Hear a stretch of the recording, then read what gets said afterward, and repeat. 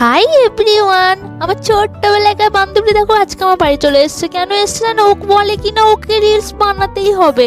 ওকে মনে হয় রিলসে ভূতে পেয়েছে, তো ও তো রিলস বানাতে শুরু করে দিল। তাই দেখে আবার আমাকেও রিলস ভূতে পেয়ে গেল, আমারও খুব ইচ্ছা করে গেল, তাই আমিও সাজুগুজু করতে শুরু করে দিলাম।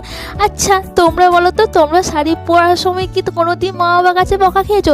বেসিক্যালি বাবারা বকেই না, মারাই সবসময় বকে।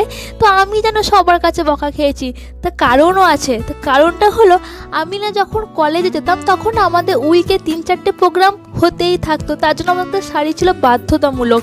তো আমি সবাইকে বলতাম শাড়ি পরিয়ে দাও গো দাও গো, কেউ আমাকে শাড়ি পরিয়ে দিত না। তখন সবাই বলতো নিজে পর নিজে পর, তখন রাগ হতো। কিন্তু এখন বুঝতে পারি তখন তারা পরিয়ে দেয়নি বলে আজকে আমি শাড়িটা খুব সুন্দরভাবে পরতে পারি। আমাকে কারো হেল্পও প্রয়োজন হয় না, আমি শাড়ি কুচি থেকে প্লিট অবধি সব নিজে একাই করতে পারি।